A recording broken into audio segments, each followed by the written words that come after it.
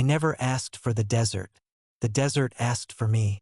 It called for me the way the dunes call for the bones of the dead. Quietly, patiently, with all the time in the world to wear me down. Some people say the Glasswind chooses its victims long before they ever step foot into the shimmering hellscape that stretches beyond the Shatterline Ridge. I used to laugh at that idea. Now I know better. There are places nature lets you survive if you're clever, lucky, or stubborn. And then there are places like the Glasswind Dunes, places crafted not for life but for the exquisite, meticulous destruction of it. I wish I could tell you I crossed the dunes to be a hero, or to save someone I loved, or to uncover some lost secret buried under crystal sands. The truth is, I crossed them because I was running. And in the Glasswind, running is just another way to die. The first day, I still believed I could make it. The sun blazed overhead with the kind of heat that peels the skin from your bones, but I'd expected that. What I hadn't expected was how the sand gleamed. Every dune sparkling like a mountain of crushed diamonds. There was no softness to it, no give beneath my boots. Every grain was a tiny blade. Even through thick leather, I felt it grinding, shaving away at the soles. I kept telling myself that if the sand could chew through boots, it could chew through the soldiers chasing me too. But the soldiers weren't my biggest concern. The storms were. I heard my first Glasswind storm before I ever saw it. A faint tinkling, delicate, almost musical, like someone shaking a pouch of crystal shards. Then the sound grew, deepened, sharpened, until it was 1,000 knives whispering against each other. I froze. The horizon shimmered, but the shimmer moved, rolling like fog, swirling with a hungry grace. The storm was still far off, but distance in the Glasswind is a liar. What seems miles away can swallow you in minutes. Every hair on my body stood on end as if my skin recognized what my mind refused to accept. If the storm caught me, I wouldn't just die. I'd be turned into red mist. I knelt in the carving shade of an outcropping, one of the few patches of rock not yet swallowed by the dunes, and pulled out the small brass sphere from my pack. My father's storm gauge. Old, dented, finicky, but still the best tool I had. I pressed the needle button. The gauge hummed, whirred, sputtered, and finally spat out a reading. Distance, 4.7 miles. Direction, south-southeast. Speed, increasing.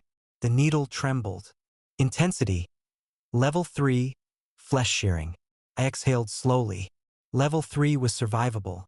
If I stayed hidden, if I kept my breathing shallow, and if the storm didn't shift direction, which it often did. I only had one rule in the Glasswind. Never assume anything wants you to live. I tucked the gauge away and pressed my back against the rock as the storm drifted closer. The dune sands hissed as the wind began to change. Tiny flecks of glittering dust lifted into the air, swirling like lethal snowflakes. I closed my eyes, pulled the scarf tighter over my face, and tried not to imagine all the ways the desert could kill me. I'd been in the dunes for less than a day. Already I felt the place studying me. When the storm passed, barely 100 yards from my shelter, I waited a full hour before moving. The dunes shift in a storm's wake, sighing and settling like some great beast curling its claws. You move too soon, you slip into a fresh sinkhole or slide down the wrong dune and bury yourself alive. I took my time. Patience wasn't optional here. Survival depended on it. When I finally stepped out, the world was changed. The storm had carved new grooves into the land, slicing the tops off dunes and scattering shimmering debris across the ground. I tested the sand with my boot. Even now, it glittered dangerously. Back home, people thought the Glasswind Dunes were made of sand that had been fused into crystal ages ago. The truth was worse. Glasswind storms created the dunes. Each storm flayed the desert, ripping apart everything, rock, bone, flesh, and turning it into the glittering razor substrate that made the dunes shimmer like living crystal. Every grain had a history. Every grain had once been something whole. I reminded myself not to look too closely. You can see faces sometimes, if you stare long enough. By nightfall, I reached the first markers, the rusted backswept poles that jutted from the dunes at 20-foot intervals. Some had been bent, some snapped clean in half, but enough remained to guide me. They were old relics from the days when caravans dared to cross the Glasswind. Fools, the lot of them. Even at night, the dunes glowed faintly, pale blue, like the desert was lit from within. A trick of moonlight on crystal, but it always unnerved me. The glow made shadows too long, too sharp, as if the desert exaggerated everything it touched. I made camp in the lee of a half-buried boulder. I didn't sleep. No one sleeps their first night in the Glasswind. You listen. You keep still. You pray you're quiet enough to avoid what's under the surface. It happened sometime after midnight, the first tremor. Soft, subtle, but unmistakable. The burrowers were awake. I held my breath and pressed my hand to the sand. A second tremor pulsed, gentle as a heartbeat. Then a third. Vibration hunters. They could feel footsteps from miles away. A misplaced shuffle could bring a full pack racing under the sands, gliding just beneath the surface until they erupted upward in a spray of crystal grit and teeth. I stayed perfectly still. The night air felt like ice. My muscles burned from holding myself frozen. But I didn't move. Not until the tremors faded. Not until silence returned. The silence was worse. It meant they knew I was here. They just didn't know where. Yet, I didn't dare move until dawn bled over the horizon, staining the dunes with rose-gold light. The desert looked almost beautiful then. Still, serene, perfect. A liar's face. I rose slowly, brushing the grit from my cloak. My water supply was already lower than I liked. I'd have to find a heat pocket soon. A place where the dune's natural condensation pooled under the glass layers, where a skilled hand could harvest drinkable moisture. Dangerous places, but necessary ones. I slung my pack over my shoulder and pressed on. I walked in the quiet for hours. Quiet was good. Quiet meant the burrowers weren't moving, that no storms brewed on the horizon, that the desert wasn't yet hungry for me. It never lasted. Around midday, as the sun stabbed at me from above, I felt a faint shift in the sand at my feet. Not a tremor. A settling. Slow. Heavy. Something large. I stopped so suddenly the glass grains scraped softly beneath my boot. The settling grew deeper. Whatever it wasn't a burrower. Burrowers moved with quick, dancing vibrations, a predator's glide. This was something else. Something older. Something heavier. I crouched, keeping my weight centered to avoid triggering a collapse. The sand pulsed beneath me. One long, slow exhale. No, not an exhale. A sigh. The ground shifted. I scrambled backward just as the dune in front of me broke open. A long, serpentine ridge of crystal plates rose from the sand, glistening with pale green light. Each plate was as long as my arm and sharp enough to gut a horse. The creature beneath them remained buried, only its armored back visible. A desert spineworm. Sleeping. By some miracle, I hadn't stepped directly on it. The spineworm's plates flexed once, catching the sunlight like shards of emerald, then settled again. I didn't breathe until I was 100 feet away. The desert was no place for luck. But today, luck had let me live. I didn't expect that kindness twice.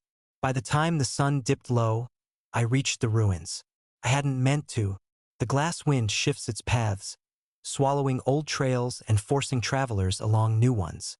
The markers had thinned to almost nothing. I'd been following the faintest hints of a caravan route. Barely there, more wishful thinking than navigation. But the ruins were unmistakable. Broken pillars jutted from the sand like the ribs of a long-dead leviathan. The walls that had once connected them were now sculpted into contorted, glass-edged drifts. Whatever city had existed here had been swallowed whole. No one knew its name. No one wanted to. Cities don't die peacefully in the Glasswind. I should have skirted the ruins, kept moving, kept distance between myself and anything that held shadows deep enough to hide teeth. But the sun was falling fast, and night in the ruins offered better protection from the storms than the open dunes. Protection, not safety. There's no such thing as safety here. Still, I forced my way inside the collapsed outer hall of what might once have been a temple. The doorway had been sheared clean by some ancient storm, edges perfect like polished steel. Inside, the floor was smooth stone, half covered with drifted crystals. The The ceiling had collapsed in many places, but enough remained to shield me from what mattered. I set my pack down. The air inside was cooler, but stale. Too stale. I didn't realize why that mattered until I heard the first whisper. Soft, like silk dragging over stone. I froze. The whisper came again. This time closer. Something else was alive in the ruins. Something that didn't breathe. My knife was in my hand before I had time to think. The blade wasn't much, short, serrated, half-chipped. But it was iron, and that mattered. Iron holds an edge against glass. Another whisper. Then another. I edged backward until my shoulders pressed against a toppled column. A shape slid across the far side of the chamber. Tall, thin, angular. Too angular. Its limbs were jointed wrong. Bent backward, bending sideways, bending in ways that made my stomach twist. Its body was semi-translucent, made of layered crystal plates like the dunes themselves. But its head was human, or had once been. A face, half-preserved, half-carved away by storms. Empty eye sockets, teeth exposed where flesh had been flayed. And beneath the remaining strands of hair, the skull glimmered like glass polished over centuries. A sandwraith, born from those who die in the storms. Their bodies crystallize. Their minds, well, what's left of them wanders. Turned its head toward me. I didn't breathe, didn't think, didn't move. The wraith hissed. A faint, fluted sound like whined through broken glass, and skittered across the chamber. Too fast. I ducked behind a fallen slab, heart pounding so hard I felt it in my teeth. The wraith slid past, clicking its claws on stone. Paused inches from my hiding place. I saw its hand, fingers long, jagged, glistening with mirrored edges. One touch would slice me open. I clenched my jaw. And then a tremor. Not from me. From outside.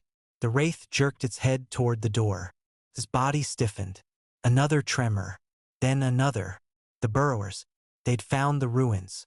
The wraith hissed again and darted away, vanishing into the darker corridors like a ghost fleeing sunlight. I didn't celebrate. The burrowers had arrived. The ruins echoed with fresh tremors. Multiple, heavy, purposeful. They were closing in. For me. For anything alive. My fingers tightened around my knife. Night had fallen. And the dunes had woken. The tremors deepened until the stone beneath my palms vibrated. Dust sifted down from the fractured ceiling, pattering against my shoulders. The burrowers were close, too close, and their movements were coordinated. That meant a pack. Pack meant death. I forced myself to breathe slowly as I crawled deeper into the collapsed temple corridor. My hands brushed the cold floor, fingers searching for loose shards or unstable ground. The ruins were old enough that even the storms hadn't erased all the carvings on the walls. Strange symbols, spirals of runic glyphs, and depictions of figures kneeling before something that looked like a storm given form. I didn't linger. The tremors rippled again, strong enough to knock a stone loose from above. It shattered on the floor beside me, exploding into crystal fragments that ricocheted like thrown blades. A shard sliced a shallow line across my cheek. Warm blood trickled down, tasting of iron and dread. I clamped a hand over the cut and pressed forward until the corridor opened into a broad chamber. Moonlight filtered through a jagged hole in the roof, illuminating a circular stone dais in the center. The floor wasn't sand-covered. It was smooth, polished, untouched by storms. That alone made my stomach twist. Nothing remained untouched in the Glasswind unless something kept it that way. The tremors intensified. Dust cascaded from the ceiling edges, and a low, guttural rumble echoed through the chamber. I wasn't alone. A shadow moved on the far side, slow, deliberate, towering. Not a wraith, not a burrower, something worse. I didn't look long enough to understand it. Looking in the Glasswind was often more dangerous than acting. I darted around the dais, slipping behind a fractured pillar just as the thing stepped into the moonlight. It was tall 8, maybe 9 feet. Its body was wrapped in layered, rotted desert cloth, the edges hardened with glass grit. The robes were ceremonial, I realized with horror. Old, ancient. Yet the being inside them moved with predatory certainty. Its face lay concealed beneath a sculpted half-mask of translucent crystal. The mask shimmered with inner light, faint, pulsing softly, almost like a heartbeat. Priest. Not human anymore. But once. I'd heard rumors whispered in taverns. Stories of the glass priests, guardians of forgotten temples swallowed by the dunes, cursed to eternal half-life by the storms. I thought them myths, but myths don't shake the ground when they walk. The priest's head turned, the mask glinting as it scanned the shadows. It stopped moving when it reached the pillar where I hid. I held my breath. Then the tremors stopped. Silence. Perfect, suffocating silence. My blood froze. The burrowers never went silent unless they found a target. The priest stiffened, and the floor exploded. Sand and stone flew upward as something massive erupted beneath the dais. Jaws wide, serrated, lined with rows of crystal teeth. A burrower matriarch. Shit. The matriarch lunged toward the priest, but the priest moved with terrifying speed. It lifted one arm, and the sleeve of its ancient robe flared open, revealing a forearm encased in shimmering crystal plating. The plates snapped forward like overlapping blades, forming a gleaming shield. The burrower struck the shield hard enough to send a shockwave through the chamber. I felt it in my ribs. Dust rained like ash. The priest slid backward but did not fall. The matriarch reared back, shaking its massive head. Its body rippled beneath the sand, long, worm-like, armored with scaled glass ridges. It was easily 30 feet long. My only thought was, I have to get out, now. Edged toward the nearest exit while the beasts clashed again. The priest slashed downward with a crystalline blade that had emerged from its other arm, cutting deep into the matriarch's jaw. Shards of crystal sprayed the air like deadly confetti. The matriarch screeched, an ear-splitting sound that made the walls vibrate. The chamber floor cracked under the force of its thrashing. I moved faster. I sprinted. Behind me, I heard stone shatter and the priest's mask crackle with inner energy. Light flashed across the chamber, bright enough to turn the inside of my eyelids white. I stumbled, nearly fell, but kept going until I burst through an archway into the open night. The dunes stretched endlessly, shimmering under the cold moonlight. I didn't stop. I didn't look back. The priest and the matriarch could kill each other or form an alliance for all I cared. I needed distance, miles of it, between me and those ruins. But the desert had other plans. I got maybe 2 miles before I heard the first glass scream. It cut through the air like a shard slicing through flesh, high, thin, and sickeningly sharp. Another storm. I spun toward the horizon. There, far off but moving far too fast, the shimmer began to rise. A wall of glittering dust spiraled upward, building into a rotating column. Light refracted through it, creating prismatic flashes like lightning trapped inside a chandelier. A level 4, maybe level 5. Flesh shearing, bone stripping, armor flensing. My lungs locked. Even the burrowers avoided level 5 storms. If one reached me, I didn't let myself finish the thought. I ran. Not toward safety. There was no safety. I ran toward depth. Deeper into the dunes, where the dunes grew taller and sometimes, if you were lucky, you found fissures or cavities to shelter in. Not ideal, but the only option.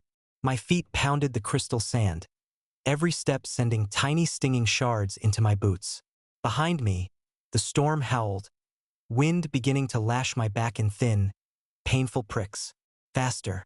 I forced my legs forward, stumbling across uneven dunes that seemed to shift beneath me. The glow of the storm grew brighter, bathing the desert in a macabre rainbow. My storm gauge rattled in my pocket, useless now. I didn't need numbers to know the truth. The storm was hunting me. Glass winds were alive in their own way. They chased motion, movement, vibration, fear. My breath tore from my chest as I crested a dune and saw salvation. A rift, a deep, narrow crack in the earth, just wide enough for a person to slip through sideways. Storm-worn, jagged, but sheltered. The storm shrieked behind me. No time to think. Idove. The moment my boots hit the interior slope, I skidded, sliding down into darkness. Shards sliced my palms. My pack caught on a protruding rock and tore loose, tumbling ahead of me. The world spun. Then impact. Hard. I slammed into a floor 10 feet down, pain exploding through my ribs. The air left my lungs in a miserable grunt. My fingers scrabbled across the cold stone as I sucked in shallow breaths. Above me, the storm roared past. The rift dimmed, then darkened. I lay there, trembling, staring upward as the storm's glittering currents rushed overhead like a river of knives. Safe, for now. I rested my head against the stone, exhaling shakily. The storm continued its rampage, but its sound was muffled now, almost beautiful in its distance, like a crystalline waterfall. I allowed myself a smile. Then something exhaled behind me. Soft, too close, too human. My blood froze. I sat up slowly, every muscle tight. The darkness behind me shifted. A shape rose, thin, bent, crackling faintly with shards embedded in its body. A wraith. No, my heart clenched. Not a wraith. Person. A man, wrapped in tattered desert robes. His skin crosshatched with dozens of precise, razor-thin cuts. Cuts not healed, preserved, almost sculpted. He stepped forward, his breathing ragged, eyes reflecting the faint light from the storm above. "You shouldn't be here," he whispered. His voice was dry as sandpaper. I reached for my knife. He shook his head slowly. "No, you don't understand." His gaze drifted upward toward the storm, then back to me. "They followed you." My grip tightened. "Who?" I whispered. He swallowed painfully. Then his voice dropped to a rasping tremor. "The priests." The storm roared overhead as the darkness around me grew teeth. For a heartbeat, I couldn't process his words. The priests. Not a priest. Plural. The man's breathing hitched, and his knees buckled. He stumbled to the wall of the rift and slid down until he was half collapsed, half sitting, head bowed like a dying pilgrim. The air smelled of blood. Not fresh, but old, dried, etched into the cuts that never quite healed on his skin. "You brought them," he whispered. "The dunes carried your scent. The storm revealed your path." "I didn't bring anything," I hissed. "I was running." His cracked lips curled in something between a smile and a grimace. "Everything runs in the glasswind. Not everything escapes." My pulse hammered in my neck. I scanned the narrow crevice, searching the shadows for movement. The rift was tight, no wider than a few feet, tall enough to stand if I stayed near the center. The walls angled inward like a throat, claustrophobic, dangerous, the perfect place for an ambush. I turned back toward the stranger. His chest rose and fell in shallow, jagged breaths.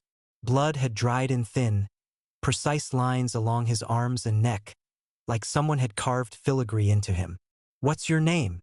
I asked. He laughed softly, a dry, broken rasp that sent chills across my scalp. "I don't remember," he said. "Names are for the living." The storm outside shrieked. The ground trembled. Dust sifted down into my hair. "Listen," I said sharply. "If you know what those priests are, if you know how to survive them, I need you coherent. So talk. Tell me what we're dealing with." Pain flickered across his face. His eyes, once brown, maybe, now glowed faintly with a crystalline sheen. Not fully wraith, not fully human, something between. He squeezed them shut, as if fighting an inner voice. "They existed long before the dunes became glass," he murmured. "Before the storms learned to slice. They were guardians of the old temples, custodians of the winds, scholars of storm song." He lifted trembling fingers, brushing the carved cuts on his arms. "When the first great storm fell, it changed them, trapped them between flesh and crystal. They became vessels, voices of the wind, slaves to the glasswind." I swallowed. "Are they alive?" He opened his eyes. "Alive enough." The storm's howl softened above us, still violent, but drifting away. The man turned his face upward, eyes narrowing. "Not long," he whispered. "We have minutes." "Until what?" He looked at me as though the question itself was naive. "Until they arrive." He pushed himself to his feet, slow, unsteady. His entire body shook like he stood on the edge of collapse. But he forced himself upright. "I can help you," he said, "but you need to follow me. Now." "Where?" He pointed deeper into the rift, toward the darkness, toward something I hadn't noticed before. A faint glow, blue, pale, pulsing like a heartbeat. My pulse stuttered. That glow was wrong, unnatural, alive. "No," I said. "No chance I'm going toward that. If you stay here, the priests will find you," he rasped. "They follow vibration. They follow breath. They follow fear." My skin prickled. "How many?" I asked. The man's expression hollowed. "All of them." He turned and limped toward the glowing tunnel without waiting for my answer. I cursed under my breath, grabbed my torn pack, and followed. The deeper we moved, the colder the air became. Not the natural cold of night, but something ancient and biting, like stepping into a tomb. The glow brightened as the tunnel widened, revealing veins of faintly luminous crystal running through the rock. They pulsed softly, as if light moved inside them. Living veins. No, that didn't make sense. Nothing in the Glasswind was alive, except everything was. The stranger moved with surprising certainty, despite his injuries. He ducked under low rock formations, slipped between jagged protrusions, and eventually led us into a cavern that opened like the inside of a cracked geode. And at the center, a crystal formation rose from the ground. No, not rose, grew. It spiraled upward like a frozen whirlwind, twisting in elegant, razor-edged arcs. Light shimmered through its layers. The glow wasn't reflected, it radiated from deep within. I stared, breath caught in my throat. "What is that?" The man dropped to his knees before it. "A heart." I blinked. "A heart of what?" "The desert." That made no sense. He placed a hand over the glowing structure, wincing as the light pulsed brighter. "When the first storm came," he whispered, "it tore through the land and carved something into the earth, something that breathes, something that remembers. The priests were its scholars, its keepers." The glow intensified until the cavern danced with shifting light. "The Glasswind is not a storm," he said. "It is a creature. And this," he gestured weakly to the crystalline spiral, "is part of it." I stepped back instinctively. My skin crawled with dread. "If this is its heart," I said, "why bring me here?" His breath rattled. When he looked at me, his eyes shimmered with a terrifying clarity. "Because the priests speak to it." A sound echoed through the rift, distant, sharp, like crystal tapping crystal. My blood turned to ice. Footsteps. Not soft, human footsteps. Multitonal Kims. "It's too late," the man whispered. "They're already inside." The tapping grew louder, each step reverberating through the cavern like a bell struck underwater. My hand tightened around my knife, though the weapon now felt like a child's toy compared to what approached.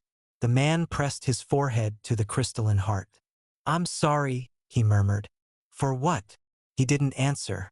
A shadow moved at the far side of the cavern. Then another. Figures emerged, 3 of them, tall, cloaked in tattered desert robes that barely concealed the crystal plating fused with their limbs. Their masks glimmered in the pale glow, each carved with swirling sigils. They spread out silently, cutting off every escape. The lead priest raised an arm. The plating folded back like petals, revealing a long, translucent blade that grew from its flesh.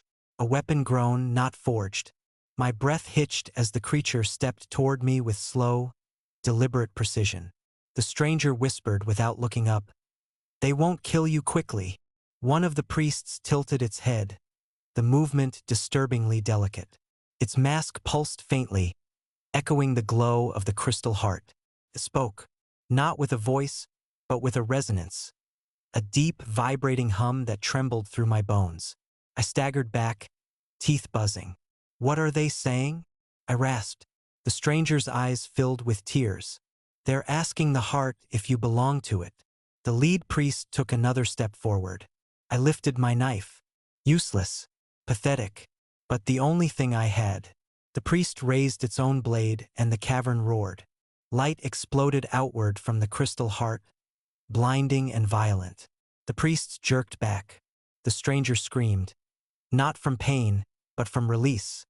As the light poured into him, through him illuminating his cuts like carved runes. The air shook, the cavern trembled, and the man's voice, clearer than ever before, shouted, "Run!" The priests lunged. I ran. I didn't think. I didn't breathe. I sprinted through the nearest tunnel, stumbling, scraping my shoulders on jagged stone as the cavern erupted with shattering crystal and inhuman shrieks. Light flashed behind me. The ground buckled. I tripped, hit the ground, scrambled up again before the tremors could throw me down a second time. The tunnel twisted, narrowed, curved sharply. Behind me, something metal sharp scraped against stone. Something following. I burst into darkness and the ground vanished. I fell, tumbled, slammed against rock, then into open air. I screamed and hit water. Ice-cold shock engulfed me. I sank, then surfaced, gasping, flailing, blind. Above me, the storm still howled.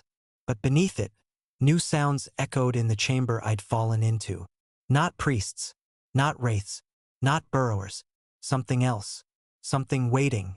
Something hungry. The water swallowed me like a mouth. Cold.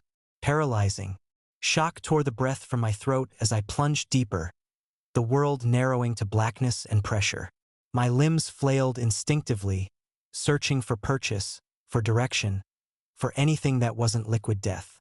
I broke the surface with a choking gasp. The cavern amplified every sound.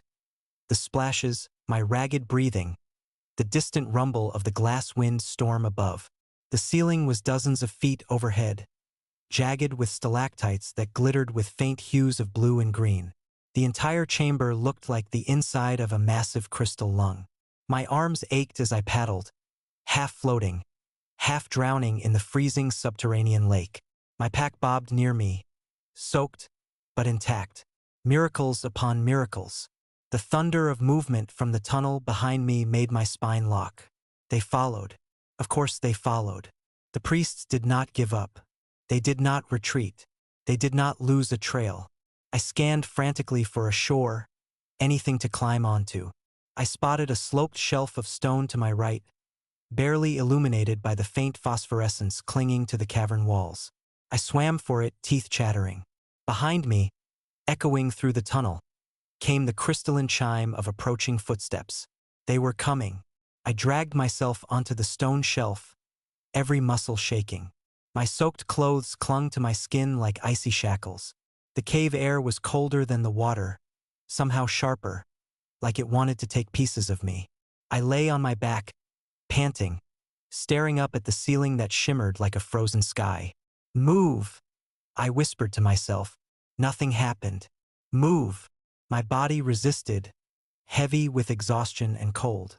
The storm above boomed, the sound muffled by the earth but still unmistakable. Then a new sound, soft, bit, slow, coming from somewhere deeper in the cavern. I tensed. My hand fumbled for my knife. I found it, still strapped to my thigh, and gripped it so tight my knuckles cracked. A ripple moved across the lake. Not near me, farther back. Something beneath the surface. Something large. The ripple grew, spread, then faded. A warning. The priests were behind me. Something else was in front of me. My chest tightened. My breath plumed white in the cold air. "Pick a direction," I muttered. Either way, I was dead. The cavern groaned as if mocking me. I forced myself to my feet, legs trembling, breath shallow. The phosphorescent glow on the walls revealed a narrow path curling around the lake's perimeter. A ledge barely wide enough to walk. It led deeper toward the ripples, toward the unknown. But behind me, a crystalline screech echoed from the tunnel entrance. They were close, too close. I didn't hesitate. I followed the ledge.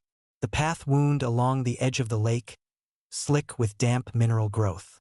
My hand dragged against the cavern wall for balance as I moved, each step careful, deliberate, quiet. The deeper I went, the stronger the bioluminescence grew, soft blues giving way to eerie greens and faint purples. The walls pulsed faintly, as though alive with a slow, steady heartbeat. Then I heard it, breathing. Not mine, not the priest's, something else. A long, slow exhale that rippled through the water like a sigh from a sleeping beast. I froze, every instinct screaming. The water below the ledge quivered as though responding to the breath. I crouched low and peered into the black depths. Nothing, just darkness, just silence, just the ripples began again. I took a step back, knife raised, breath thin. Then a faint glow appeared beneath the surface. Dim at first, then brighter, then impossibly bright.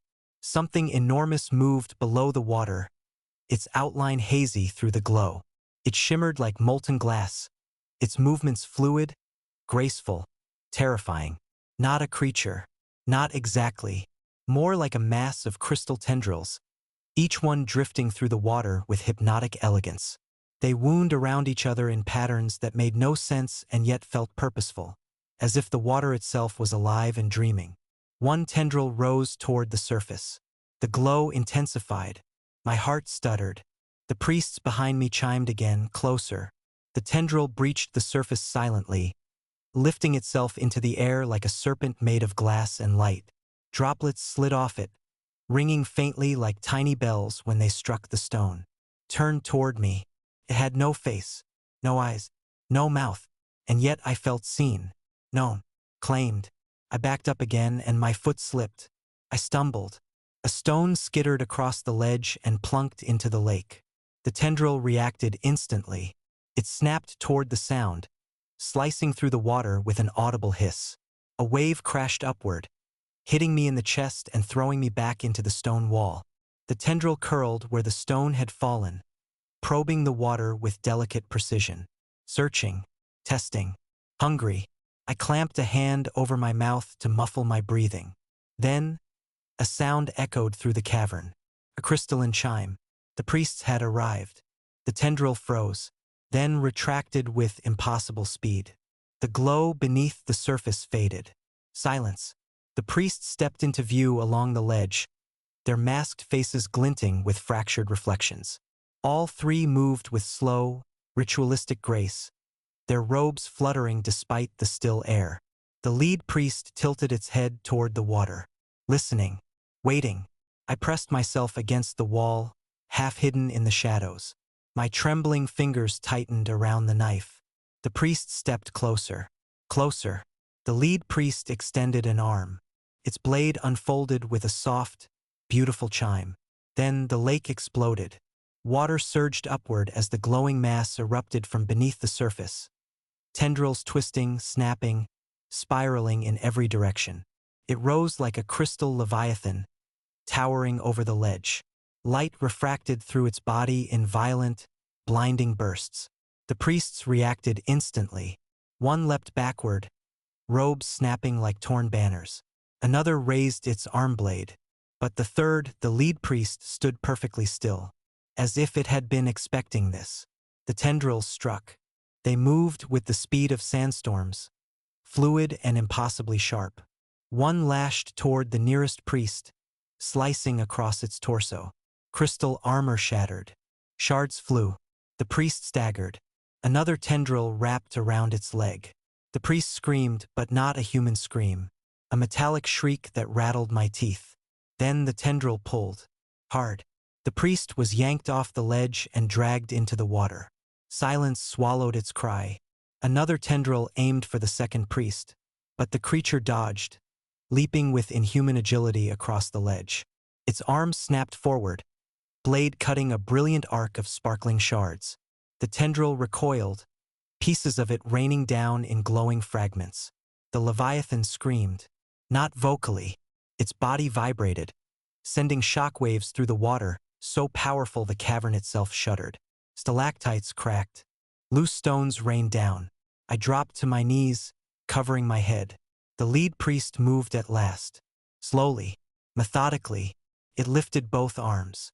The plating on its limbs folded outward like blooming petals, revealing veins of pulsing light that matched the glow of the creature in the lake.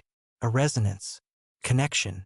The leviathan hesitated, The lead priest stepped forward and reached toward it. "Don't," I whispered. The creature's tendrils curled around the extended arm. Gently, almost reverently, the cavern went silent. The two were communicating, or merging, or something far worse. The second priest, recovering from its dodge, rose to join the leader. The Leviathan's glow flickered, dimmed, shifted, and I felt the air tighten. I didn't know what was happening, but I knew one thing. I needed to leave.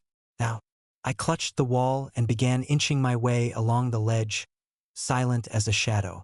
The cavern shook again, but this time the tremor felt controlled, directed. Something was building. Power, connection, a merging of storm and priest and creature. My breath hitched. The Leviathan's body surged upward one last time, and the cavern ceiling cracked. Crystals rained like deadly hail. Light erupted. The water roared. I ran. I didn't look back. The cavern's roar chased me, echoing off stone and water and the trembling air. My boots slapped the narrow ledge in frantic, uneven bursts as the entire chamber shuddered like it was inhaling, preparing to collapse or burst or transform. Any of those would kill me. A crack split the ceiling with a deafening snap. I ducked instinctively as shards of luminous stone rained down, slicing the air like crystalline blades. One grazed my shoulder, opening a burning line of pain. I sucked in breath but kept running. Behind me, the Leviathan and the priests were locked in something I couldn't describe. Not a battle, not an alliance, not anything language could contain. It was like they were merging, intertwining, feeding on one another. A storm of light and darkness, fluid and bone, pulse and scream. A sound rose from the merging, a deep, drawn-out resonance that shook my ribs. It wasn't a scream. It was a call answered by the world around us. The walls vibrated. The lake boiled. The air began to crystallize around the edges. I turned down the first passage. I saw a jagged tear in the cavern wall that had been unnoticed before. Maybe it wasn't there before. The glass wind formed paths as often as it destroyed them. The opening was narrow, low, and filled with coarse dust that glinted like crushed gems. I crouched and slipped through, scraping my palms raw on the stone. Once inside, I pushed deeper, letting the darkness swallow me whole. The glow from the cavern faded behind me. The screaming resonance dimmed. Silence returned. Not comforting silence. Stalking silence. I stopped moving only when the corridor widened into a small chamber, natural, irregular, with stone as dark as bruised flesh. The air felt heavier here, thick, oily, like the space remembered violence. I pressed a hand to my chest and forced my breath to slow. I was alive but far from safe. My shoulder throbbed. My palms bled. My skin burned with cold and fear and the invisible cuts of the glasswind mist that still clung to me. I slid down against the wall until I was sitting on the cold stone. My thoughts were a whirlwind. The priests, the Leviathan, the stranger in the rift, the crystal heart, the storm outside. Everything felt connected, but the lines were invisible. Before I could gather myself, a faint sound drifted through the passage. Not footsteps, not water, a voice, a whisper. Familiar. I told you. It breathed soft as wind. They follow fear. My lungs seized. The whisper echoed through the dark chamber, shifting in tone, in distance, in form. I pressed myself tighter against the wall, knife raised, breath tight. The whisper came again, closer. You brought them with you. I swallowed hard. Who are you? The darkness swirled. A shape materialized near the far wall, tall, thin, barely visible in the dim. I lifted my knife, blade trembling. The figure took one step forward. Then the light shifted, just enough for me to see its face. My heart turned to stone. It was the stranger from the rift. But wrong. His flesh was now etched with deeper cuts, glowing faintly from within. Crystal dust filled the wounds like veins. His eyes weren't eyes anymore. They were empty sockets filled with shimmering light. He stood, shivering in the darkness, as though torn between two worlds. You left me, he whispered. I shook my head. You told me to run. You left me, he repeated, voice hollow. And now, I am becoming what I feared. A crackling ripple shifted under his skin. I stepped back. Stay where you are. He tilted his head. You don't understand what you carry. My grip tightened. What I carry? The dunes marked you, he said. The storms smelled you. The heart recognized you. My stomach twisted. Why? I'm nobody. Not anymore. He raised a hand, trembling, fragile, and pointed to the cuts on his chest. They're coming because of you, the priests, and the ones beneath them. Another tremor rolled through the stone. Smaller, softer, but unmistakable. Burrowers. My blood froze. I turned toward the corridor I'd come from, expecting the tremors to intensify. But they weren't behind me. They were ahead, deeper in the dark. Then, a second set of vibrations. Behind me, opposite directions. Not good. Not good at all. The shattered man took another step forward. You cannot hide, he said. The desert wants you. Why? I rasped. Why me? I'm just a... The ground buckled beneath us. A violent tremor tore through the chamber, sending cracks racing across the floor. Dust erupted from the ceiling. A stone slab crashed to the ground inches from my leg. The man didn't flinch. He only lifted his face. They wake, he whispered. The burrowers. Plural. Multiple. The chamber shuddered again, more violently this time. Stones split. Pebbles skittered across the floor. My instincts screamed. I ran. The corridor I'd entered through was collapsing behind me. Rocks tumbled like broken teeth.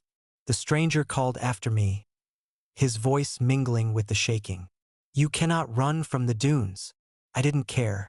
I sprinted through darkness, one hand dragging along the wall to keep balance. The tremors grew stronger, closer, heavier.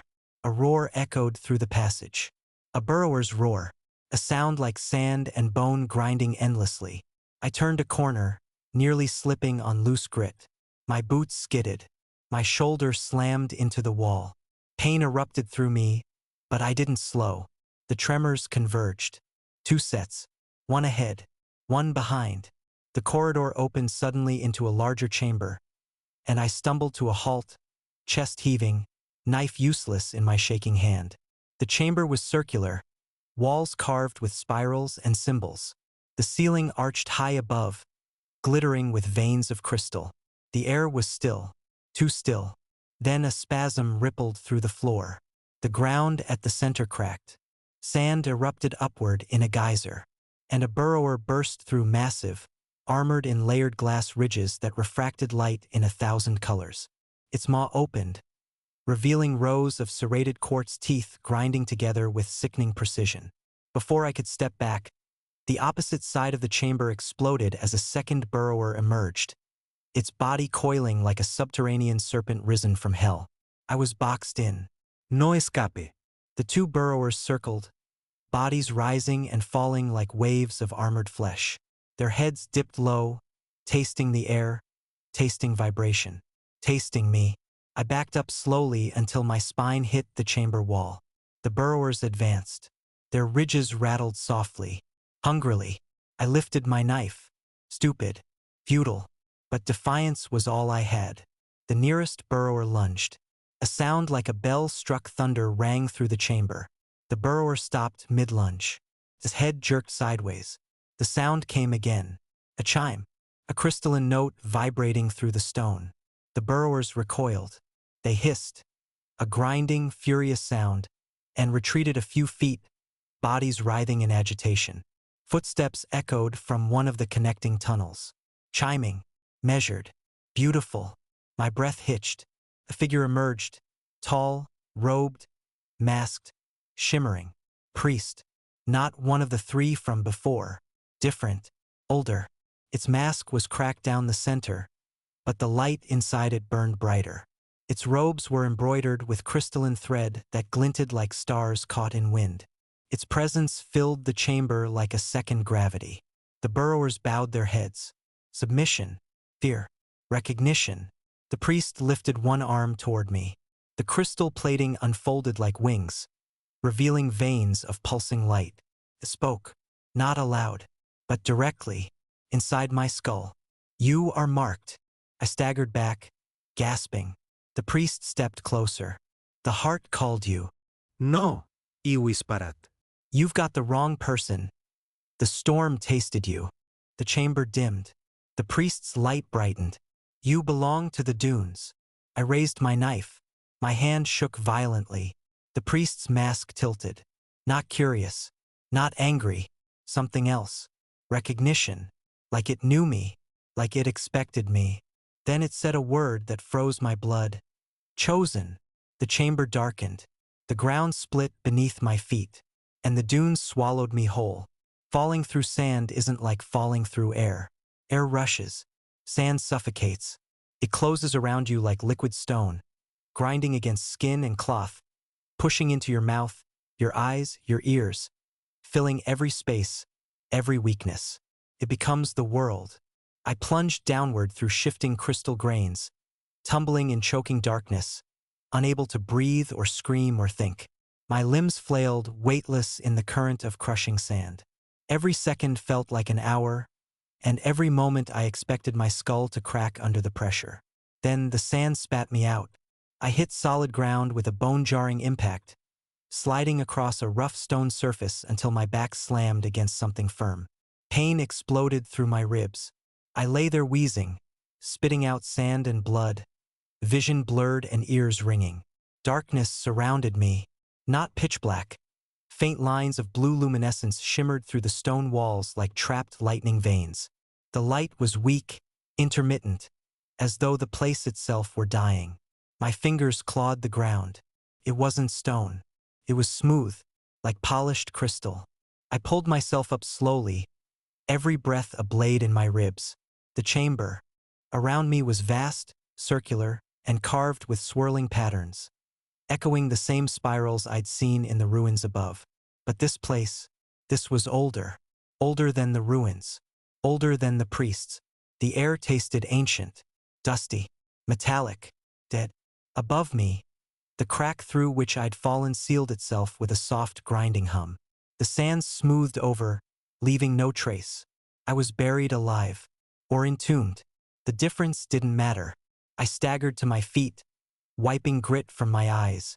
The chamber felt like the interior of a colossal geode, walls faceted, glittering faintly. Some facets were fractured, shards scattered on the ground like broken mirrors. Others pulsed with that dim blue glow. I took a careful step forward and the floor hummed. I froze. Another hum. Then another. A rhythm. A heartbeat. Not mine. My skin crawled. Something was alive beneath the floor. I backed away slowly, knife raised though it felt like holding a twig against a storm. The heartbeat grew louder. And then the floor split open. A circular portion sank downward with eerie smoothness, revealing a shaft of darkness so deep my eyes couldn't catch the bottom. Platform. An elevator. A trap. Before I could react, the hum intensified, vibrating up my legs, rattling my spine. Then the platform dropped. I fell again. Free fall. Rapid. Silent. The walls of the shaft glowed faintly as I plunged deeper into the earth, deeper into the throat of the Glasswind Dunes themselves. The air grew colder the farther I fell, until my breath formed mist. The descent slowed, then stopped entirely. The platform shifted sideways, sliding into a new chamber that glowed with a soft, sickly light. When it came to a halt, a deep tone resonated through the halls, an ancient chime. My bones vibrated with the sound. The platform dissolved beneath me like fog. I staggered forward onto rough ground. This chamber was enormous, big enough to hold an entire village. Walls slanted upward into darkness, lined with vertical crystalline ribs that hummed faintly with energy. And at the center, a monolith, a colossal, twisting pillar of crystal and bone fused together in a sculpture of impossible geometry. Edges curved inward, outward, spiraled, bled into each other. Sharpness and smoothness intertwined. It pulsed with light like a beating heart, the same light as the heart above, only older, stronger, alive. I approached it slowly, unable to stop myself. My breath fogged the air. My heartbeat faltered. The monolith whispered, not aloud, not in my head. It whispered in the air, in the ground, in the vibration of the space itself. Chosen. My stomach twisted. Stop calling me that. The whisper grew, not louder, deeper. You answered the storm. I didn't answer anything. You crossed our ribs. What does that mean? You drank our breath. My blood chilled. I stepped back, but the ground trembled, pushing me forward again. The monolith pulsed brighter. You carry the mark. I don't have a mark, I hissed through clenched teeth. The monolith replied, look. A soft beam of light drifted down from above, illuminating my arm. A faint symbol glowed beneath the skin, spiraled, angular, like a whirl of fractured glass. I stumbled back, heart pounding. No, that wasn't there. It grew beneath your flesh. What do you want from me? The chamber shuddered. A sound echoed through the space. Slow, heavy, dragging. The priests. Not the ones from the cavern. Not the robed figure who called me chosen. These footsteps were heavier, ancient, labored. The monolith dimmed. The whisper thinned. They have woken. Who? I whispered. The first. Footsteps grew louder, echoing off the crystalline ribs. My breath tightened. The monolith flickered urgently. Run. I thought I was the chosen. Chosen is not saved. Then the whisper sharpened. Chosen is taken. The meaning hit me like a blow. I bolted. The chamber erupted into motion. Light flared along the ribbed walls, illuminating pathways I hadn't seen before. Some curved upward into darkness. Others spiraled downward like the inner workings of a monstrous machine. Behind me, the footsteps multiplied. Not one. Not two. Many.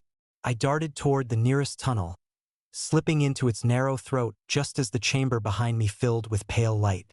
A figure stepped inside. I only saw it for a heartbeat, and that was enough.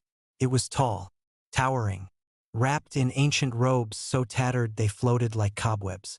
Its body glistened beneath the cloth, layered rents of crystal and bone. Its mask was cracked, fused to its skull, glowing from within with a cold, unwavering light. Not a priest. Older. More ruined. More perfect.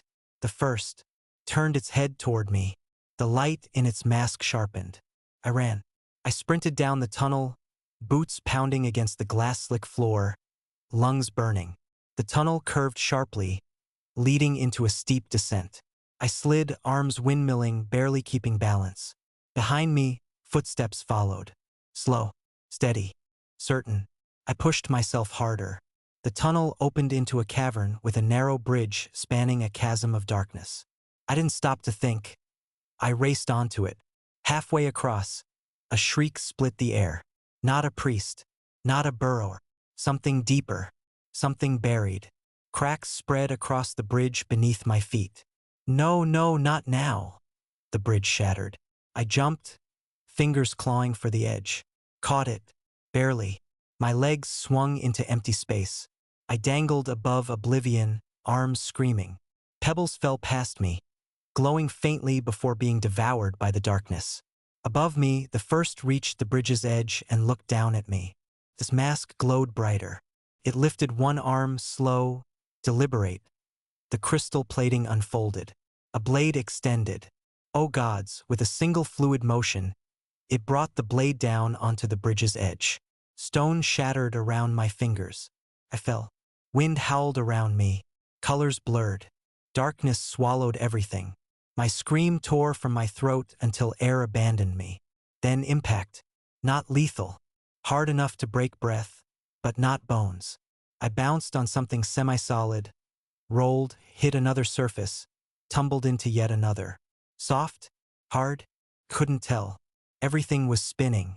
I came to rest on my back, staring up at a swirling dome of fractured light far above. My lungs dragged in a ragged gasp. My limbs tingled. My skull throbbed. But I was alive. For the moment, I sat up slowly. The space around me glowed with a faint, shifting radiance, like auroras swirling beneath glass. The floor was uneven, composed of layered crystal shards shifting under my weight. The cavern, enormous, alive, and rising before me, a city, or what remained of one. I blinked hard, trying to clear my vision. Yes, a city, buried, inverted, suspended within the crystal strata like a trapped memory. Towers of cracked stone and shattered glass spiraled upward or downward. Streets twisted like broken ribs. Everything glowed with that same faint blue light. A forgotten civilization swallowed by the dunes ages ago. And standing in the distance, at the city's shattered heart, something moved, something massive, something ancient. My breath hitched. I wasn't alone. No, worse, I had been brought here, chosen. My hand tightened on my knife, though its blade now looked pitiful in the face of this nightmare. The ground trembled. A low, distant roar rumbled through the city ruins. Not a burrow, not a storm. Something older. Something called by my presence. Something waiting for me. I took one unsteady step backward. The city responded. Every shard in the cavern shifted and chimed. Every tower bent slightly toward me. Every broken window glowed brighter. The city saw me. It breathed. It woke. And something in the ruins whispered, "Come." The city waited. That was the only way to describe it. Even in the silence, even in the low hum of crystal veins that pulsed faintly underfoot, even in the ghostly wind whispering through broken archways, there was an awareness. Presence. Something older than the priests, older than the burrowers, older than the dunes themselves. I stepped forward. The city listened. A faint, crystalline chime echoed across the ruins as if my footfall hit a resonant note in stone. The sound traveled, bouncing between towers, slipping into alleys, sinking into cracks, stirring dust and memories and things not fully dead. I swallowed hard and picked my way down a slope of uneven shards, heading toward the first cluster of buildings. The air thickened, not hot, not cold, just dense, like moving through the breath of a sleeping giant.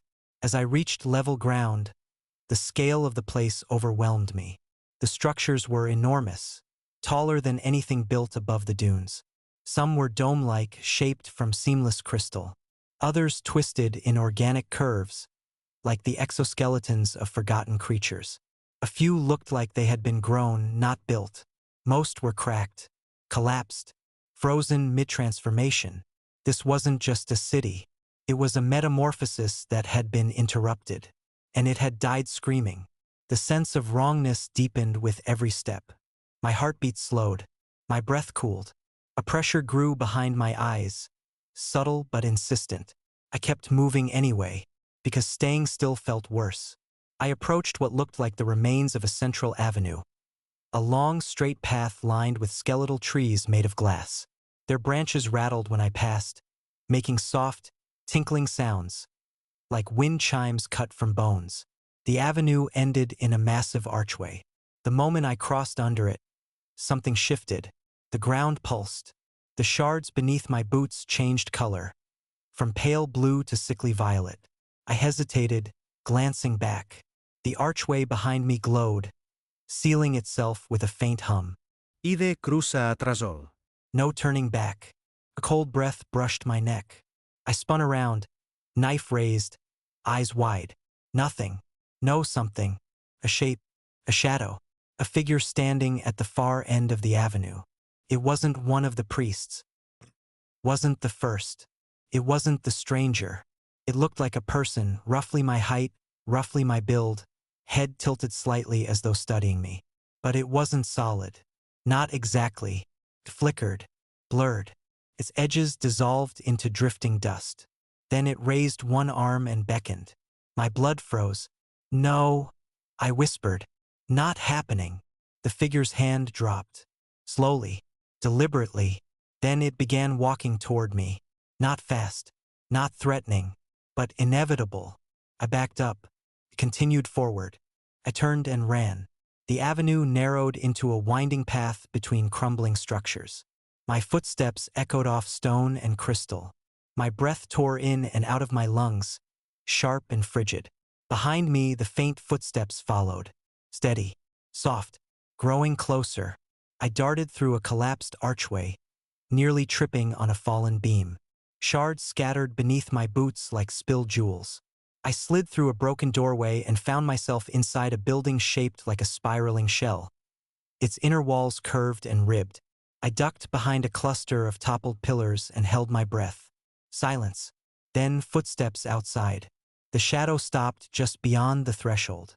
I pressed myself deeper into the rubble. The figure stood there for a long moment, head tilted as if listening. Then it whispered, a voice like shifting sand. Chosen. My skin crawled. No, not that word again. Not from this thing. The shadow dissolved into dust and vanished. The silence that followed was worse. I waited several minutes, barely breathing, before finally emerging from the rubble and slipping through the building's far exit. Outside, the air felt heavier, dimmer. I pushed forward cautiously, weaving between leaning towers and broken relics. Something glowed faintly ahead, a steady light. Hope flared in my chest. I approached quickly, quietly. The light came from a circular structure with a domed roof. The dome was cracked, but inside, a soft white glow pulsed gently.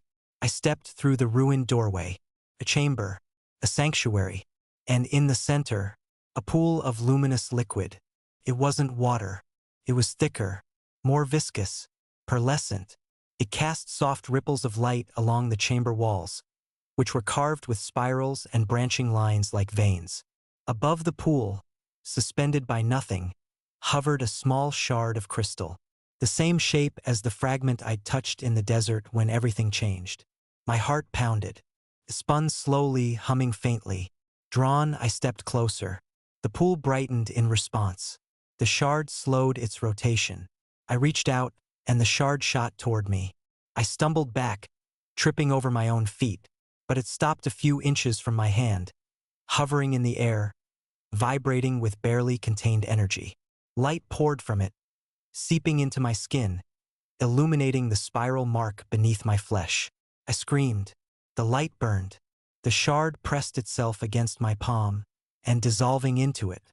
I fell to my knees, clutching my hand as fire spread through my veins. My vision blurred. My hearing crackled.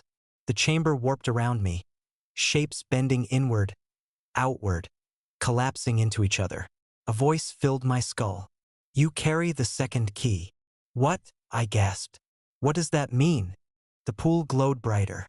The chamber trembled. 3 keys, 3 hearts, 3 doors. My head throbbed. I don't understand. The voice deepened, no longer one voice but many.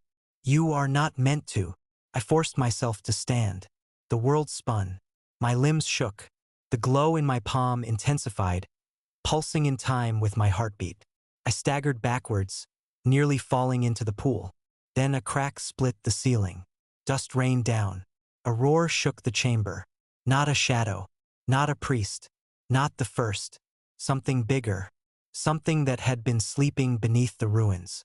The voice whispered urgently, You must leave. Now. How? There's no. The ground split open beneath me. Crystal shards erupted. I fell. Again. Darkness rushed past. Then something caught me. It wasn't stone, or sand, or anything solid. It was web-like, thousands of thin, shimmering strands stretched across a vertical shaft. They broke under my weight, but each one slowed me slightly. I crashed through net after net, each sticky with crystalline dust. By the time I reached the bottom, I wasn't falling. I was floating, suspended in a cloud of glittering particles.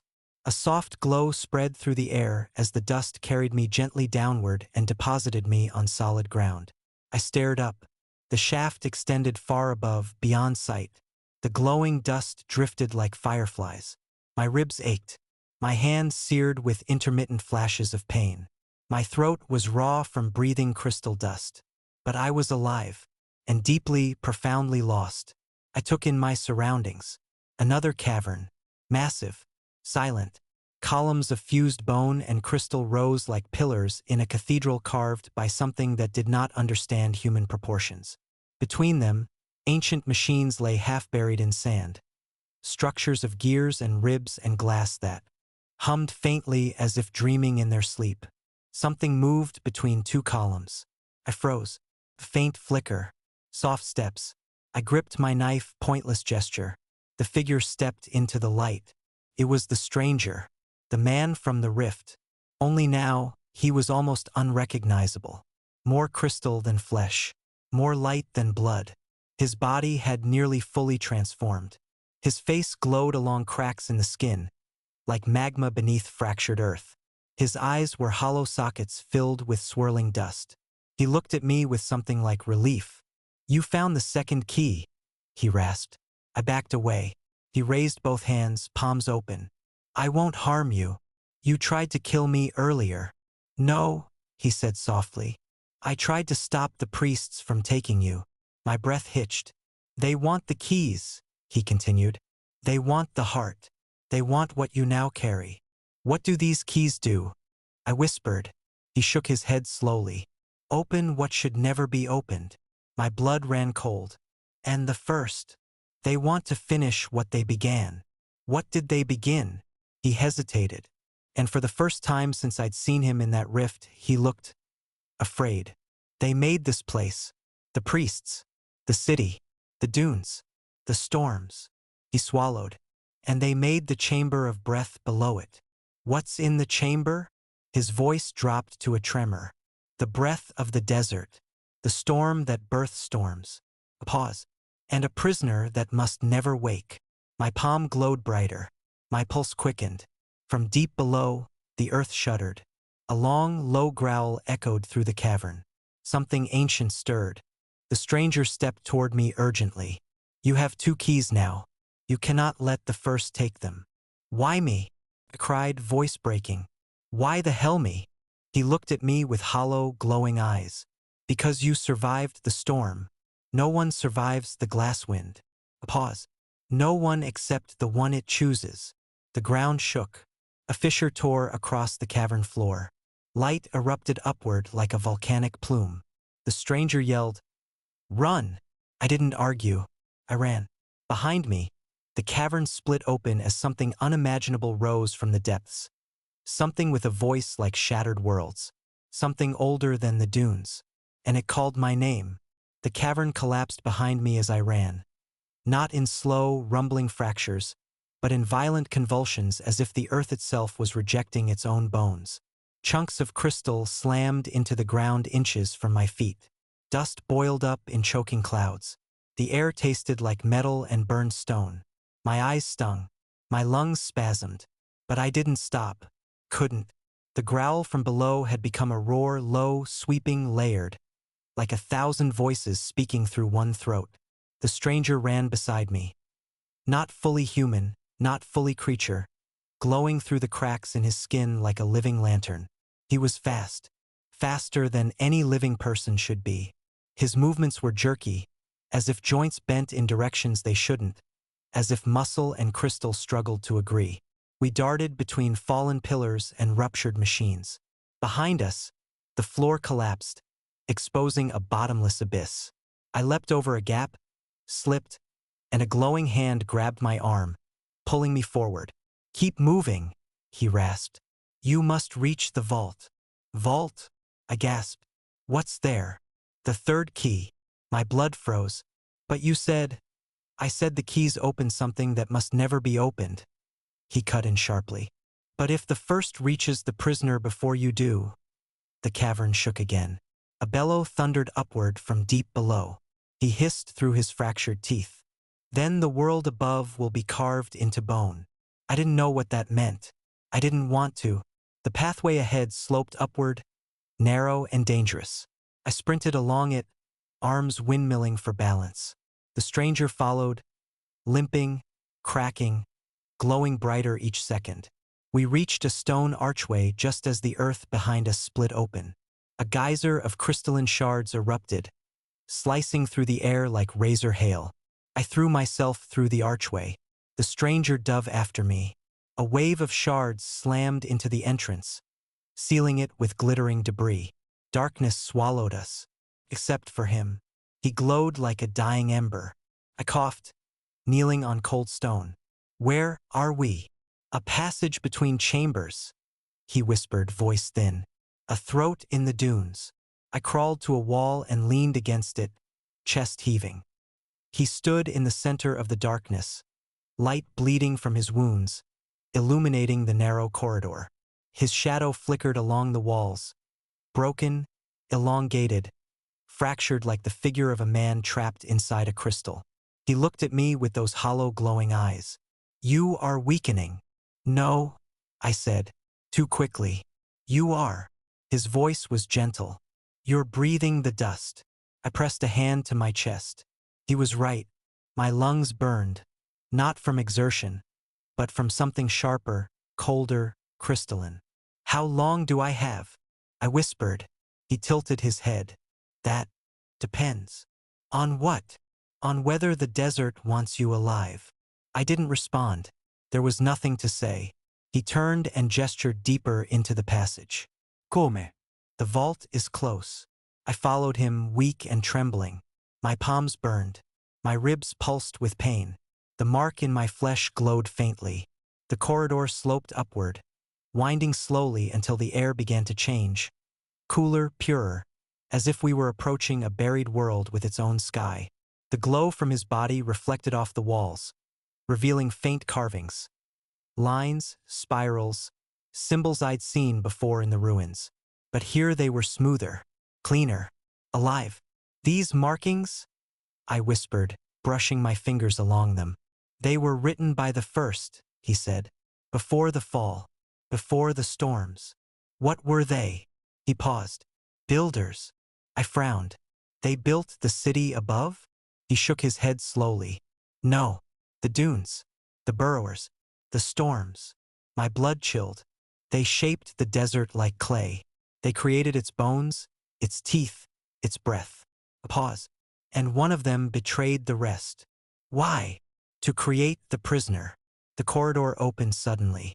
I stumbled out and froze. A new chamber stretched before us. The largest I'd ever seen, shaped like the ribs of a colossal beast. Gigantic bone arches curved overhead, fused with crystal veins that pulsed like arteries. The light was gold here, not blue, not white. A warm, ancient glow. At the chamber's center stood a towering door made of fused bone and crystal. It was carved with spirals that twisted in impossible directions. 3 indentations marked its surface, 2 glowing faintly, 1 empty. The third key. My hand tingled. The stranger exhaled sharply. We made it, he whispered, but the tone in his voice wasn't relief. It was dread. The vault door towered above us, radiating a soft hum. The sound wasn't loud, but it cut through me, vibrating deep in bone, reaching places inside the body where sound didn't belong. My palm glowed brighter. The key inside me pulsed. The stranger stepped forward, limping heavily now. His body cracked with each movement.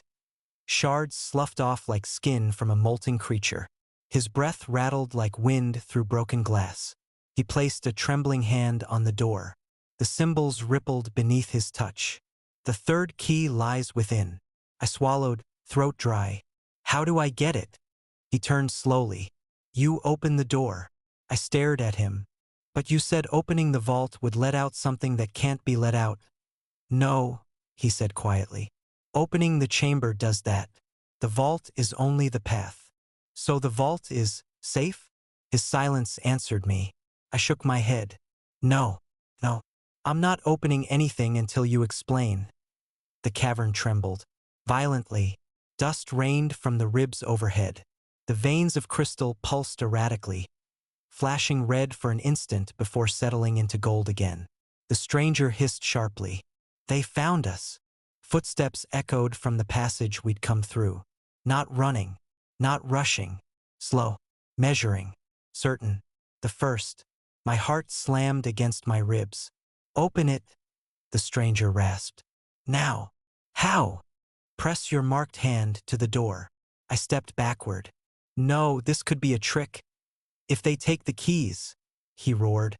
The world ends. The footsteps grew louder. A soft, melodic chime echoed through the chamber. The priests were with them. Open it, he begged. I hesitated. and the mark on my arm seared like hot metal pressed to skin. I screamed. The mark twisted, reshaping beneath the flesh like a brand carving itself into me. My knees buckled. The stranger caught me, his grip painfully sharp. "The door calls to the keys," he whispered. "It's not a choice now." I staggered toward the vault. My legs moved without asking me. Something was pulling, guiding, owning. The door glowed brighter. I lifted my trembling hand. The footsteps reached the chamber entrance. A cold, perfect voice echoed behind me. "Chosen!" I slammed my palm against the vault. Light exploded through the room. The door shuddered. Symbols spun like gears. Bone cracked. Crystal screamed. The vault split open down the center, shedding light so blinding I collapsed to my knees. Behind us, the priest shrieked. The first roared. The light swallowed everything. When the light dimmed, the door stood open. A long corridor stretched beyond it, glittering with gold, lined with bone columns shaped like ribs. At the far end burned a single point of crimson light. The third key. The stranger pushed me forward. "Go. Now." "What about you?" I whispered. He looked down at his hands. They were dissolving, crystals flaking off like sand in the wind. "I won't last," he said softly. "I've resisted the transformation too long." "No," I said, shaking. "I'm not leaving you."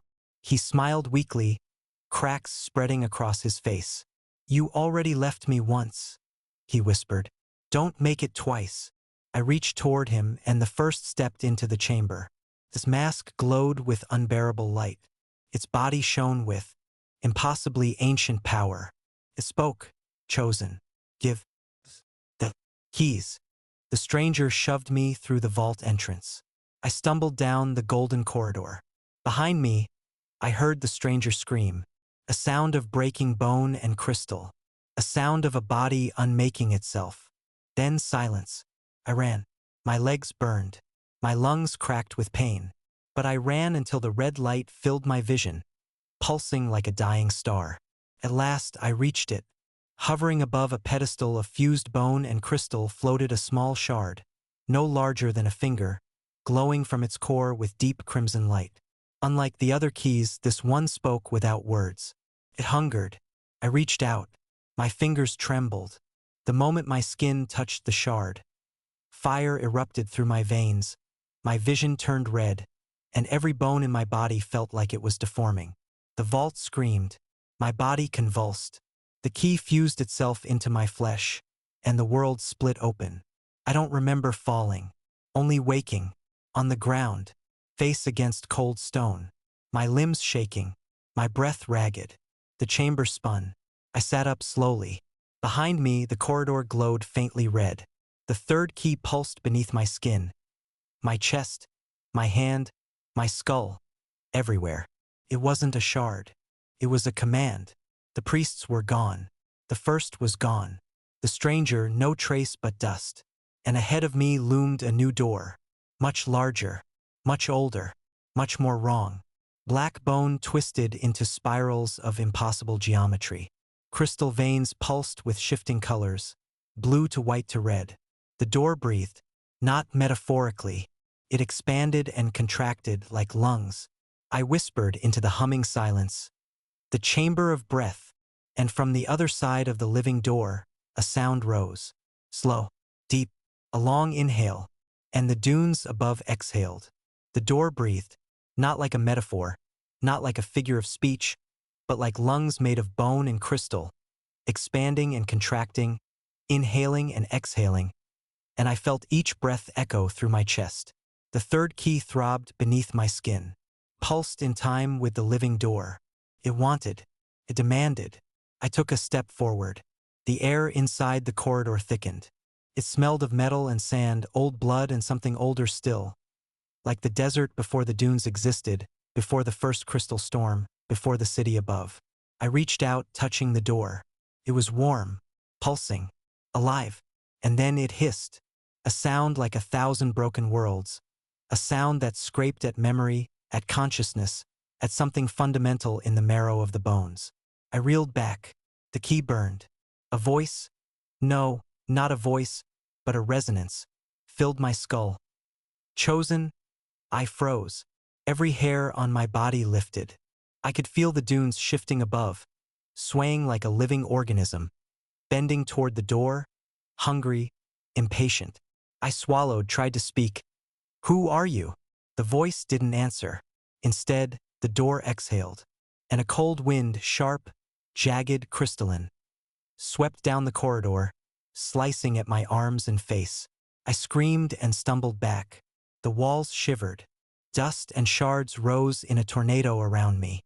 From the other side, the wind carried a sound, low, guttural, almost like a heartbeat. And inside it, something caged was calling, hungry, patient, ancient. The prisoner. I had found it. The corridor shifted. Not physically, not exactly, but perception bent. Straight lines became curves. Light became dark. Breath became weight. The key beneath my skin throbbed harder. I felt it in my chest, in my skull, in the tips of my fingers. It wanted me to open the door. I wanted to resist. I wanted to run. But my legs moved anyway. Step by trembling step, I approached the living door. It expanded as I neared. This pulsing grew faster. The sound became a roar in my head. A voice, deep, layered, more than one, spoke through it. Bring the keys. Feed the doors. Set me free. No, y whisperat, shaking. I won't. I can't. A fissure cracked open in the door. A sliver of red light, molten and alive, cut through the darkness. The prisoner's presence surged. Not just a being. Not just a consciousness. A storm of sentience older than memory, older than the desert, older than the dunes. I fell to my knees. The key burned. It pulled, twisted, forced me toward the door. And then I heard it. A sound worse than death. A voice like the desert tearing itself apart. Chosen, feed, unlock, bleed. I screamed. The walls vibrated. The corridor became a living tunnel, twisting around me. The floor shivered beneath my hands. Something moved behind the sliver of red light. Massive. Impossible. More bone than flesh. More hunger than thought. And it waited. I wanted to resist. I tried to pull back. The key beneath my skin pulsed violently, forcing my hand toward the crack. Pain lanced up my arm, through my shoulder, into my chest. A scream tore from my throat. My blood screamed with it. And then I saw it fully. The prisoner.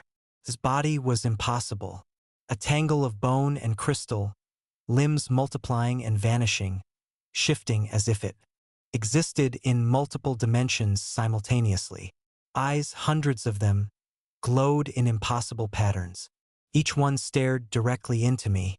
Not my eyes, my mind, my fears, my memories, every regret, every hope. It hissed, a sound that split stone and glass alike. It was the desert. It was the dunes. It was everything I had survived, and everything I had yet to face. I wanted to run. I wanted to fight, but the key forced me forward. Step by step, I approached. The prisoner exhaled.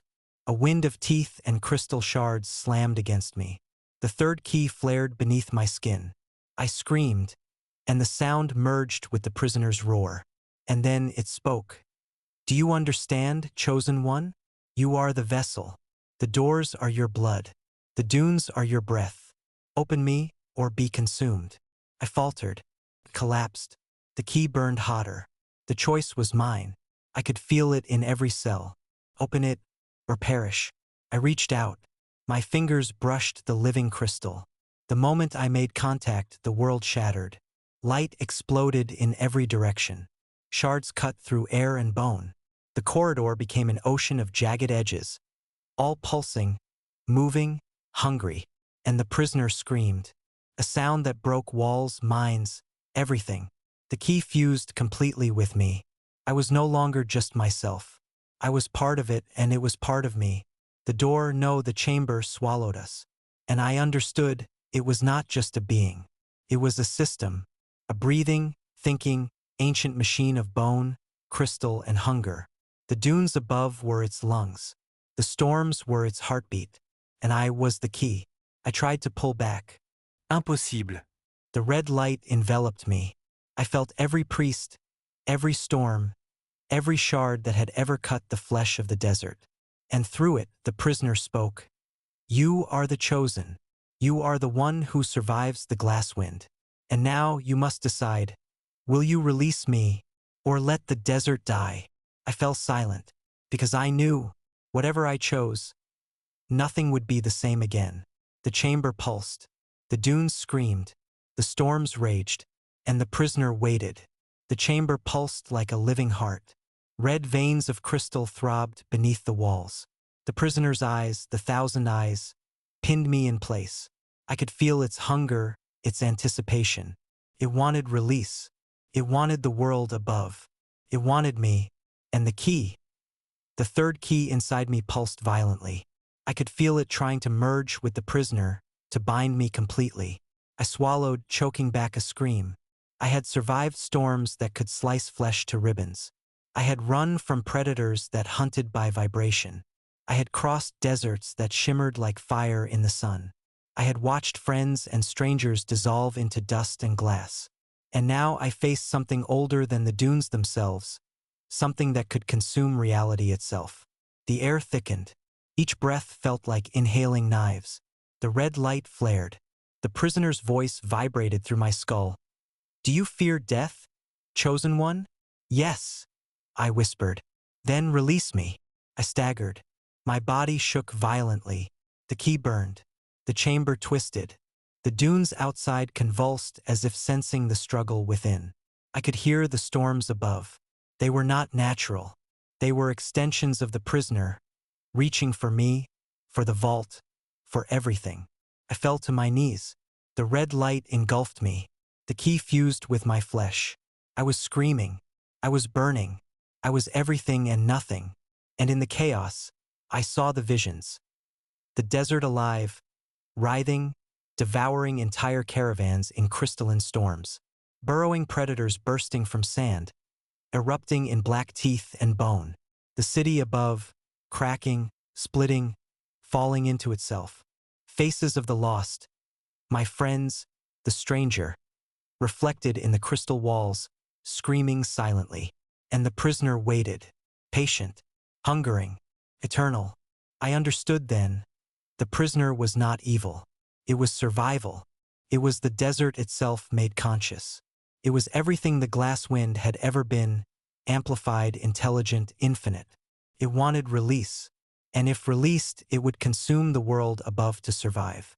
If I resisted, I would die. And the key would remain unclaimed. The prisoner would be trapped, but the storm would rage until nothing was left. I realized the only choice was to merge. I stood. The corridor twisted around me. Every bone in my body vibrated in resonance with the chamber. The prisoner's thousand eyes fixed on mine. The third key burned into my skin, into my soul, into my being. I whispered, I accept you. The world shattered. Light exploded in every direction. I screamed. The chamber dissolved into bone and crystal rain. I felt the prisoner enter me. It was not pain, it was being stretched across eternity. I was no longer a singular self. The desert itself became me. The storms became my breath. The predators became my hands. The dunes rose and fell in my chest. I saw the glass wind from above, an ocean of teeth and light, writhing, living, breathing. And then the vault doors, the keys, the priests, they were insignificant. I understood all at once. I had become the glass wind, and the desert roared. Above the dunes, the skies cracked. Crystal storms ripped through the air, tearing flesh from bone. Caravans disintegrated. Mountains shattered. The wind screamed like a billion voices, a symphony of pain and hunger and release. And yet, I was still aware, still conscious, still me. I could feel every shard of sand, every predator below, every gust above, and I could control it. I raised my thought and the storms calmed. I pushed the desert back, just slightly, to preserve a fragile sliver of life. I could not release it fully, not yet. The prisoner whispered through me, we are free, and yet bound. The world is your canvas, chosen one. Shape it, or be undone. I breathed, feeling the desert pulse in rhythm with my heart. I was no longer human. I was no longer just the chosen. I was the storm. I was the dunes. I was the hunger, the breath, the shards, the predator, the pain, the survival. And above the glass wind, the world waited, trembling. I walked through the desert, though I did not need legs. I moved, and the sand parted. I thought, and the storms bent to my will. I reached for a buried caravan. Collapsed. I imagined the survivors. I rebuilt them from shards. Their fear became mine. Their awe became mine. But the key burned still. It pulsed like a heartbeat, reminding me the prisoner was not tamed. It was patient. It was eternal. It was hungry. And I was still alive. The dunes stretched endlessly. Crystal storms roared in the distance. The horizon shimmered, infinite, terrifying, alive.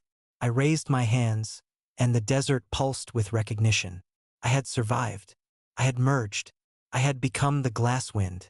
And the storms whispered my name. And I whispered back, I am here. I am the chosen. I am the storm. And somewhere deep beneath the dunes, the burrowers stirred, the desert sighed, and the world above waited, trembling, because nothing would ever be the same again.